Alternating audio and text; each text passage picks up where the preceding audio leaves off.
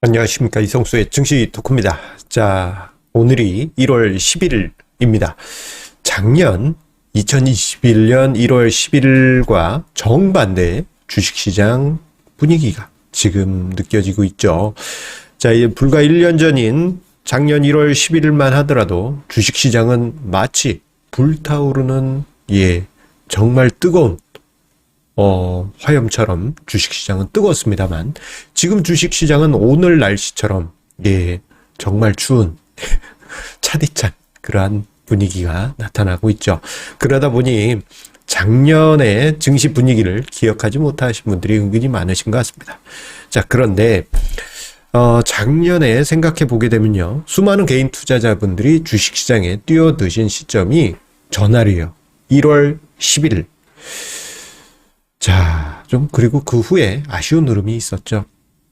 자, 오늘 증시 토크에서는 작년 1월 11일에 어떤 증시 분위기였는지를 되짚어 보고요. 가장 중요한 이야기는 그때를 되짚어 보는 게 아니죠. 가장 중요한 것은 그 후에 있었던 일들을 과연 우리가 어떻게 투자의 밑거름을 삼을지, 그 이야기에 대해서 마지막 페이지에서 이야기를 드리도록 하겠습니다. 저의 살아있는 경험담과 함께 말입니다. 자, 오늘도 구독, 좋아요 버튼과 함께 증시 토크 시작하도록 하겠습니다. 자, 작년 1월 11일, 발음하기도 힘듭니다. 자, 1년이 됐습니다. 만 1년이 됐습니다. 자, 그날 어떤 일이 있었느냐. 우리나라 주식시장에 사상 최대 거래대금이 이날 폭발했습니다. 코스피 코스닥 양시장에서 거래대금 64조 8,390여억 원이 이날 하루에 발생했어요. 특히 코스피 시장 같은 경우에는 44조 4,340여억 원이 발생했는데, 이게 어느 정도 규모냐? 지금 화면상에, 자, 주식시장 주가지수의 추이와 거래대금 추이를 보여주는 차트를 띄워놨는데요. 자, 이날 거래대금이 이랬습니다. 무슨 히말라야산? 몽블랑산 같은, 그런 모양으로 올라와 있죠. 이때 거래대금 어마어마했습니다. 지금 현재 한 10조 왔다 갔다 하죠. 자, 코스피 거래대금이 4분의 1 토막 났습니다.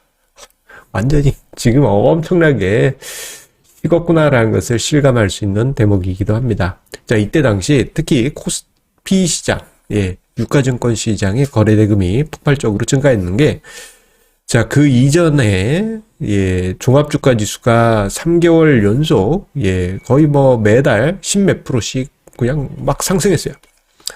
이 과정에서 삼성전자, 현대차, 엄청나게 상승하니 개인 투자자의 자금이 밀물처럼 몰려 들어오게 됩니다.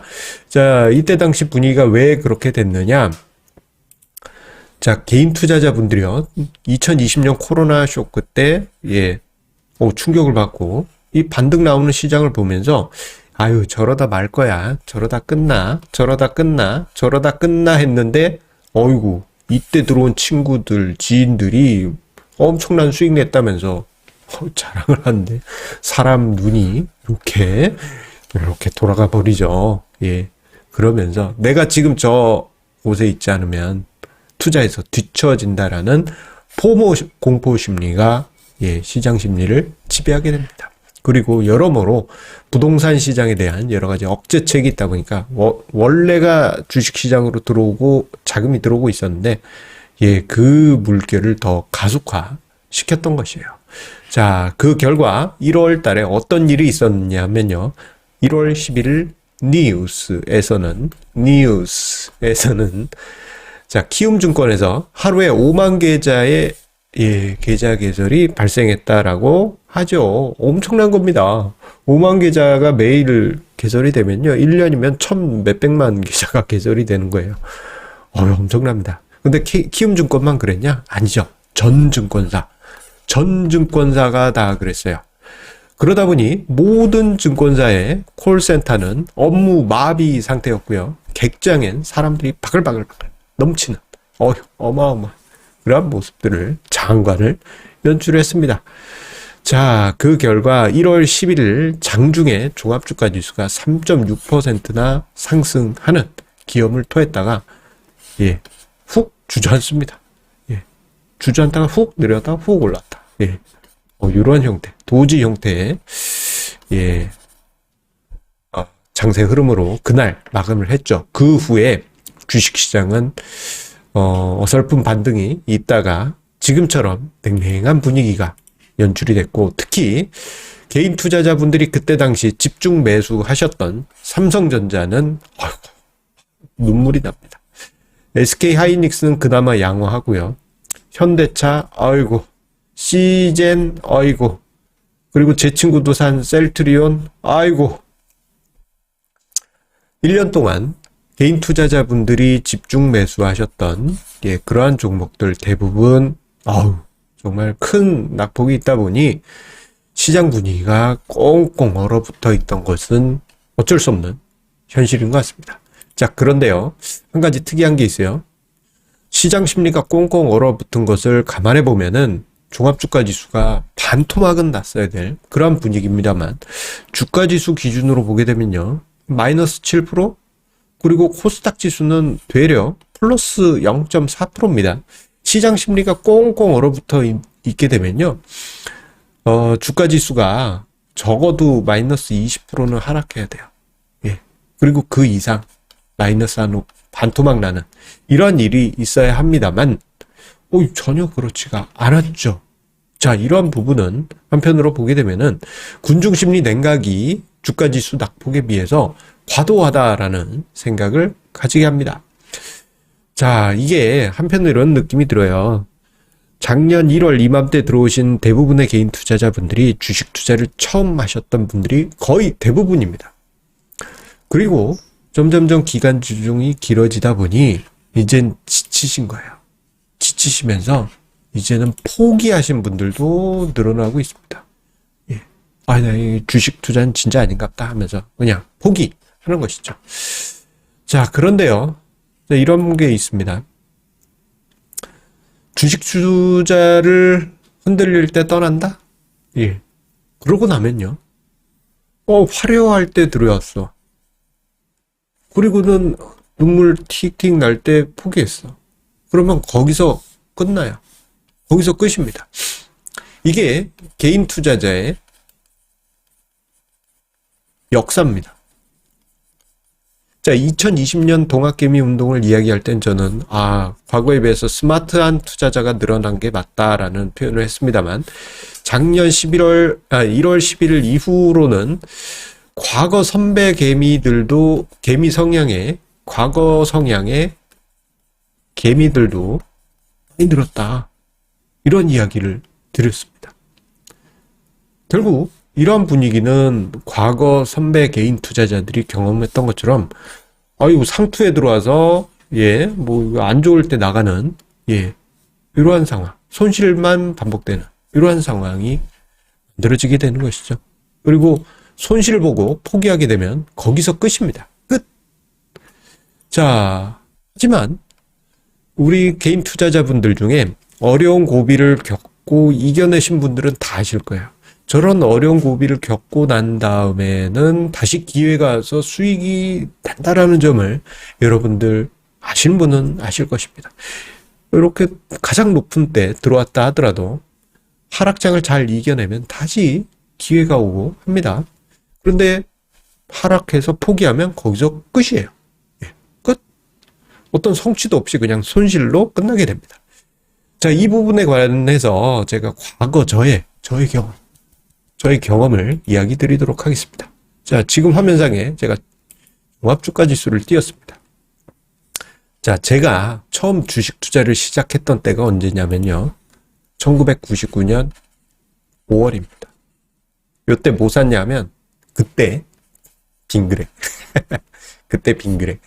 이게 제 생애 첫 주식이에요.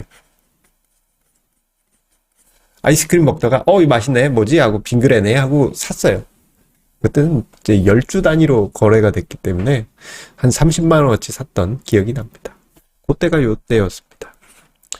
자, 그리고, 이게 아닌갑다. 좀 공부해 봤더니, 뭐 성장주를 사야 돼. 하면서, 99년 하반기 때, 닷컴 버블 속에 정말 화려한 닷컴주를 샀습니다. 그리고, 요때요, 장난 아니었어요. 야, 이게 주식 투자. 으아! 하면서. 그리고는, 참, 무리하게, 무리하게 요때 투자를 하고, 2000년 IT 버블, 주가 지수 반토막 났죠? 주가 지수가 반토막이 났지, 코스닥 지수는 5분의 1 토막 났고요. 그때 내가 집중 투자했던 거는 한 10분의 1 토막이 났어요. 그리고는 2000년 연말을 맞았습니다. 만약에 제가 저때 포기하고, 주식 투자 포기하고 끝냈으면요, 그냥, 아이고, 젊은 놈이 객기 부리고 주식 투자다. 이게 집에 민폐만 끝이고, 아이고, 이런 걸로 끝납니다. 하지만, 저때 저는 포기하지 않았어요. 어떤 새로운 합리적인 투자 방법에 대해서 계속 연구하고 해왔기 때문에, 주식 시장에서 생존하면서, 뭐 중간중간 한 번씩 부침은 있다 하더라도, 결국은 주식시장의 흐름을 타고 갔던 것이죠. 만약에 여기서 다 집어던졌다? 종합주가 지수로만 볼게요. 종합주가 지수가 500포인트였습니다. 지금 주가 지수가 좀 빠졌다 하지만, 뭐 좀 반올림하면 3000포인트 아니겠습니까? 요거 그냥 날려버린 거 아니겠습니까? 자, 이런 겁니다. 아무리 고점에 들어왔다 하더라도요, 시장 조정이 왔다고 해서 그냥 포기하고, 이거 역시 주식은 아닌가 보다. 역시 안전자산으로 가야 돼. 하면서 그냥 포기해버렸다면, 이도 저도 아닌 투자가 되고 말았을 것입니다만, 포기하지 않고 합리적인 투자 방법을 계속 고민하면서, 새로운 투자, 연구를 해왔기 때문에 시장에서 생존하고, 있는 것입니다. 자, 그렇다고 해서 무작정, 종목 하나들을 무작정 들고 있으시란 얘기가 전혀 아니에요. 합리적인 방법으로 전략대로 본인이 연구한 것에 맞춰서 투자를 해가시란 것이죠. 시장에서 생존이 중요합니다. 저는 1년 전이니까 어디죠? 요때쯤. 자, 1월 11일에, 2021년 1월 11일에 수많은 개인 투자자분들이 밀물처럼 밀려온 것을 보고 그 이후 저분들이 시장 조정 나오면은 옛날 개인처럼 포기하는 거 아니야? 라고 걱정했습니다만 그게 지금 현실로 나타나고 있습니다.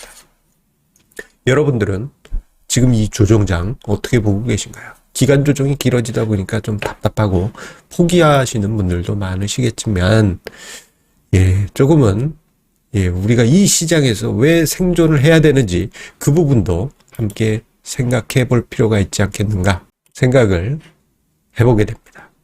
자, 여러분들 어려운 시장입니다만 힘내시면서 무조건 생존하십시오.